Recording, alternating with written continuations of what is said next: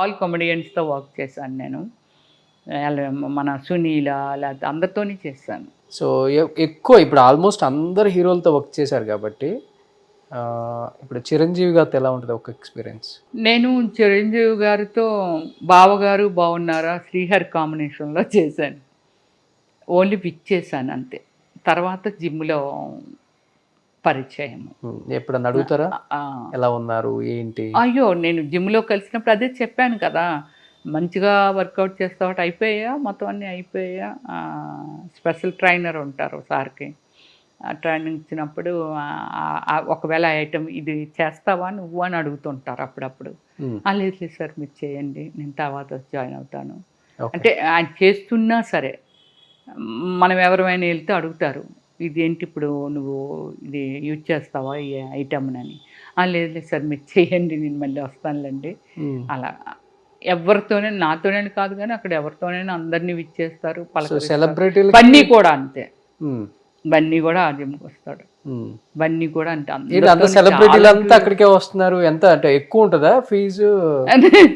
Fee ఎక్కువని కాదు కానీ పర్ యానం వచ్చి ఇప్పుడు 1,25,000 ఎంత ఉన్నట్టుంది ఇప్పుడు. ఏది ఇయర్‌కి?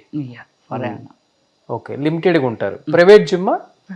ఉపాసన గారిది. అదే అంటే ప్రైవేట్ జిమ్ అంటే లిమిటెడ్‌గా ఉంటాయి అన్నీ కూడా. లిమిటెడ్ అన్నీ ఉంటాయి. స్విమ్మింగు, స్టీము మొత్తం అన్నీ ఉంటాయి అందులోని. ఓకే. కానీ మొత్తం 3 ఫ్లోర్స్. సెలబ్రిటీలు ఒక ఫ్లోరు, నార్మల్ ఒక ఫ్లోరు, అందరికీ ఒకటే.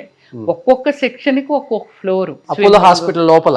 అపోలో హాస్పిటల్ లోపల కాదు, ఇక్కడే దాన్ని ఏమంటారు 100 ఫీట్ రోడ్ ఉంది కదా. అవును. యాడ్ లైఫ్ అదే కదా. సో అందరు అక్కడికే వస్తారు. తెలుసు. అపోలోలోని కూడా ఉంది ఫ్రంట్ లో. అవును. అక్కడ కూడా వెళ్ళేదాన్ని. సో బాలకృష్ణ గారితో ఎలా ఉంటుంది? బాలకృష్ణ గారితోని బాగానే ఉంది. నేను ఆయన 2 సినిమాలు హిట్ సినిమాలు చేశాను. నరసింహనాయుడు, సమరసింహారెడ్డి. మంచి memorable moment with is a nice person అండి. తను అంత డ్యూయల్గా ఉంటారంటే అంటే నాకు చెప్పింది వేరే, నేను ఎక్స్పెక్ట్ చేసింది వేరే అక్కడ. చాలా కోపం ఎక్కువ బాలకృష్ణ గారికి. అంటే అది ఎన్టీఆర్ గారు ఉన్నప్పుడు సీఎంగా అలా ఉన్నప్పుడు హీరోగా చేస్తున్నప్పుడు మేబీ ఉందేమో, బట్ నేను చూడలేదు కాబట్టి. ఓకే. చాలా కోపం ఎక్కువ. ఆయన ఏదనుకుంటే జరిగిపోవాలి అలాగలా అంటుండేవాళ్ళు.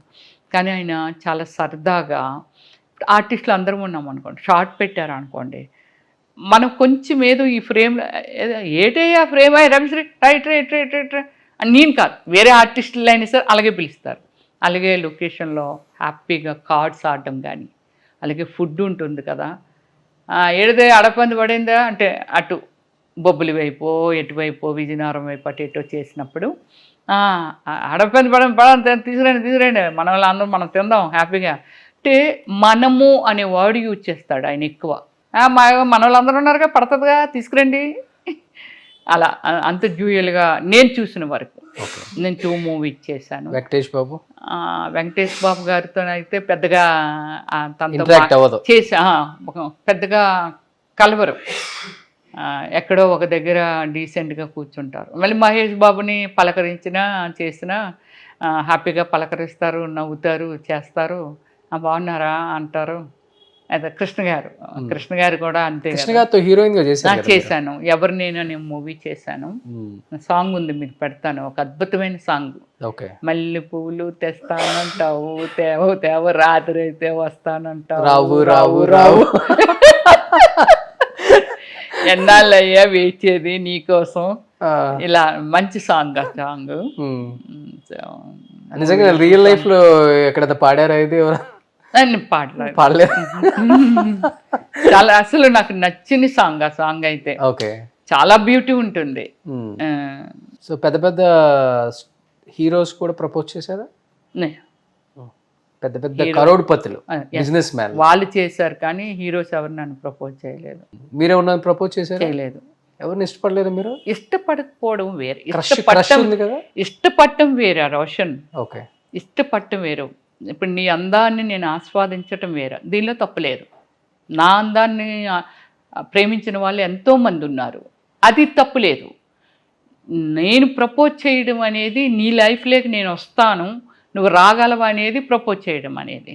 నేను ఎప్పుడు ఎవరిని వాళ్ళ లైఫ్లోకి వస్తాను అనేది మాత్రం ఎప్పుడు ఎవరిని నేను చెప్పలేదు, నేను ఇన్వైట్ చేయలేదు కూడా. ఓకే, మీకు యంగ్ హీరోస్లో క్రష్ ఎవరు అప్పుడు మరి?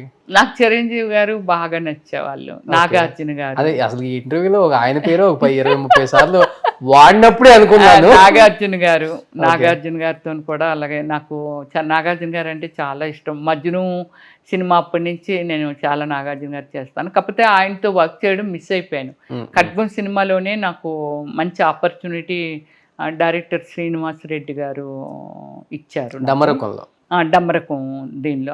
డమ్మరకం మూవీలో. అదే రోజు నా కాల్ సీట్ ఏదైతే రోజు ఆ మూవీకి నేను కమిట్ అవ్వాలో అదే రోజు నేను యూఎస్ఏ వెళ్ళడం.